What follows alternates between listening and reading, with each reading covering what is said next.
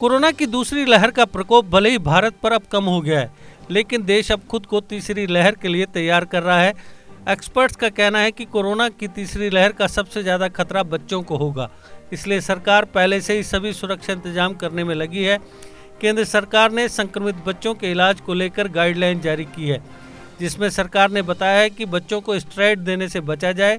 साथ ही यह भी कहा गया है कि बच्चों की शारीरिक क्षमता का आकलन करने के लिए 6 मिनट का वॉक लेने की सलाह भी दी गई है। गाइडलाइन में रेमडेसिविर के इस्तेमाल से भी बचने की सलाह दी गई है। गाइडलाइंस में एंटीवायरल ड्रग रेमडेसिविर का इस्तेमाल न करने की सलाह दी गई है। साथ ही यह भी कहा गया है कि स्टेरॉइड भी निगरानी के साथ केवल गंभीर मरीजों को ही दी जाए। रेमडेसिविर आपातकालीन इस्तेमाल के लिए मंजूर दवा है।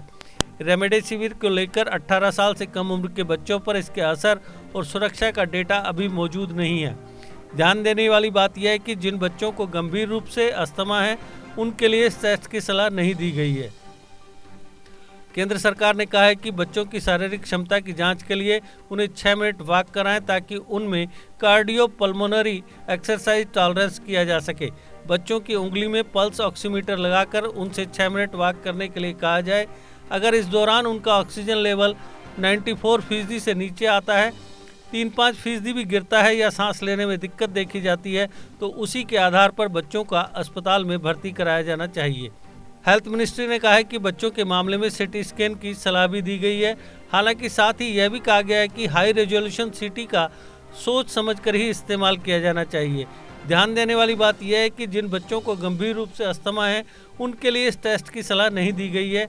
केंद्र सरकार के गाइडलाइंस में कहा गया है कि अगर बच्चे में कोरोना की बीमारी गंभीर हो गई है तो ऑक्सीजन की थेरेपी तुरंत ही शुरू कर देनी चाहिए।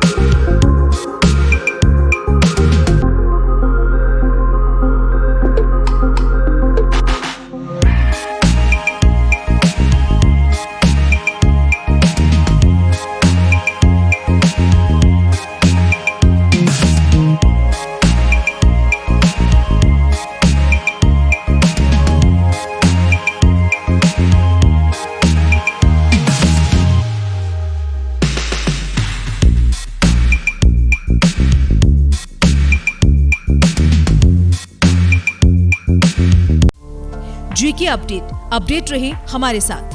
अगर आप ये वीडियो YouTube पर देख रहे हैं तो हमारे YouTube चैनल को सब्सक्राइब करें और बेल आइकन को क्लिक करें। अगर आप ये वीडियो Facebook पर देख रहे हैं तो हमारा Facebook पेज लाइक जरूर करें। For advertisement please contact 705-109-1811।